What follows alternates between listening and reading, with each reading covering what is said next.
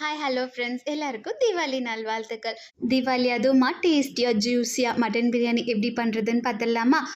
மட்டனை மஞ்சத்தூள் உப்பு போட்டு நல்லா வாஷ் பண்ணிவிட்டு குக்கரில் மட்டன், வெங்காயம், தக்காளி, பச்சை மிளகா, பூண்டு, கொஞ்சமாக மஞ்சத்தூள், கொஞ்சமாக கொத்தமல்லி ஆட் பண்ணிவிட்டு க்ளோஸ் பண்ணி வச்சுடுங்க. 3லேருந்து 4 விசில் விட்டால் போதும், நல்லா வெந்து வந்துடும். பேரலில் இன்னொரு பக்கம் பிரியாணிக்கு தாளித்து விட்டுக்கலாம். பிரியாணி குண்டால எண்ணெய் விட்டுட்டு கொஞ்சமாக பட்டை, லவங்கம், ஏலக்காய், வெங்காயம், பச்சை மிளகா எல்லாத்தையும் ஒன்றா போட்டு நல்லா சாட்டே பண்ணிக்கோங்க. வெங்காயம் நல்லா வதங்கினதுக்கப்புறம் ஒரு கைப்பிடி அளவு கொத்தமல்லி, புதினாவை ஆட் பண்ணிக்கலாம். இது நல்லா வதங்கினதுக்கப்புறம் 1 ஸ்பூன் மிளகாத்தூள், 2 ஸ்பூன் கர்ட் ஆட் பண்ணிக்கலாம். நல்லா கலந்து விட்டதுக்கப்புறம் தக்காளி ஆட் பண்ணிக்கலாம். இதுக்கப்புறம் இஞ்சி பூண்டு பேஸ்ட் ஆட் பண்ணிக்கலாம். பேரலெல்லாம் நம்ம வேக வச்சுருந்த மட்டனும் நல்லா விசில் வந்திருக்கும். இப்போ தக்காளியெல்லாம் நல்லா வதங்கினதுக்கு அப்புறமேட்டு நம்ம வேக வச்சுருந்த மட்டனை இதில் ஆட் பண்ணிக்கலாம். வாட்டர் லெவல் பார்த்திங்கன்னா 1 டம்ளர் அரிசிக்கு 2 டம்ளர் தண்ணி அப்படி தான் ஆட் பண்ணியிருக்கோம்.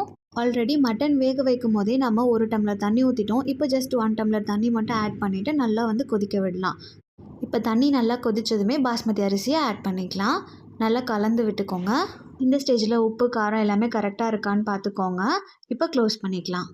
அரிசி வேகிறதுக்கு கரெக்டாக 20 மினிட்ஸ் ஆகும். ஸோ அப்படியே சிம்மில் வச்சுட்டு க்ளோஸ் பண்ணி விட்டுடலாம். 20 மினிட்ஸ் கழித்து ஓப்பன் பண்ணி பாருங்கள். கம்மன்னு மட்டன் பிரியாணி ரெடி ஆகிடும். இந்த வீடியோ உங்களுக்கு பிடிச்சிருந்தா மறக்காமல் லைக் பண்ணுங்கள், கமெண்ட் பண்ணுங்கள், சப்ஸ்கிரைப் பண்ணிக்கோங்க. பாய்.